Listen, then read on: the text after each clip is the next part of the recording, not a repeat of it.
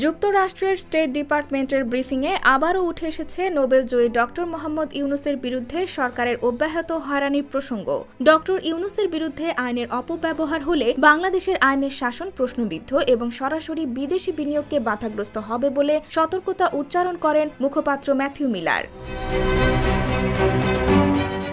বাংলাদেশে গণতন্ত্র সমর্থনে যুক্তরাষ্ট্র তাদের প্রতিশ্রুতি অনুযায়ী ক্ষমতাসীন সরকারের বিরুদ্ধে নতুন করে শাস্তিমূলক পদক্ষেপ নেবে কিনা এ প্রশ্নের উত্তরে স্টেট ডিপার্টমেন্টের মুখপাত্র জানান, নিষেধাজ্ঞা আরোপ নিয়ে আগাম কোনো মন্তব্য করবেন না তিনি।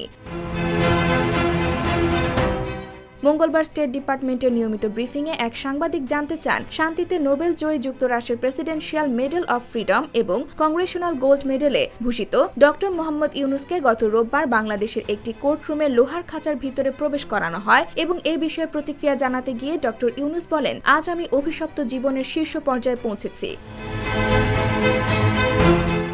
ওই সাংবাদিক আরও বলেন, গণতন্ত্র, আইনের শাসন এবং ব্যাপক মাত্রার দুর্নীতির কারণে বাংলাদেশের কোটি কোটি মানুষ একইভাবে তাদের অভিশপ্ত জীবনের শীর্ষ পর্যায়ে পৌঁছেছে। আমরা দেখেছি সাবেক সেনাবাহিনী এবং পুলিশ প্রধানের বিরুদ্ধে যুক্তরাষ্ট্র নিষেধাজ্ঞা এবং ভিসা অযোগ্য করেছে।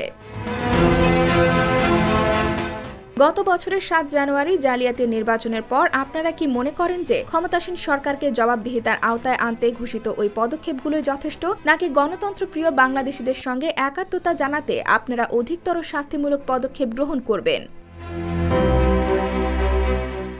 জবাবে মুখপাত্র মিলার বলেন, নোবেলজয়ী ডক্টর ইউনূসের মামলাকে ঘিরে বাংলাদেশে যেসব ঘটনা ঘটছে তা খুব গভীরভাবে পর্যবেক্ষণ অব্যাহত রেখেছি আমরা দুশ্চিন্তাগ্রস্ত এই কারণে যে ডক্টর ইউনূসকে হয়রানি এবং হুমকি প্রদর্শনের জন্য শ্রম আইনের অপব্যবহার হতে পারে।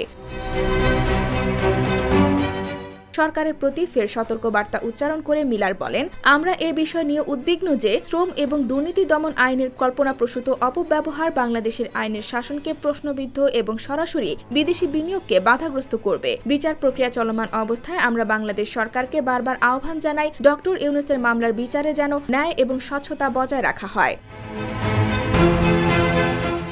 এছাড়া বাংলাদেশে গণতন্ত্রের সমর্থনে যুক্তরাষ্ট্র তাদের প্রতিশ্রুতি অনুযায়ী ক্ষমতাসীন সরকারের বিরুদ্ধে নতুন করে শাস্তিমূলক পদক্ষেপ নেবে কিনা এ প্রশ্নের উত্তরে মিলার জানান, নতুন করে নিষেধাজ্ঞা আরোপ প্রসঙ্গে নিষেধাজ্ঞা আরোপ নিয়ে আগাম মন্তব্য করবেন না তিনি।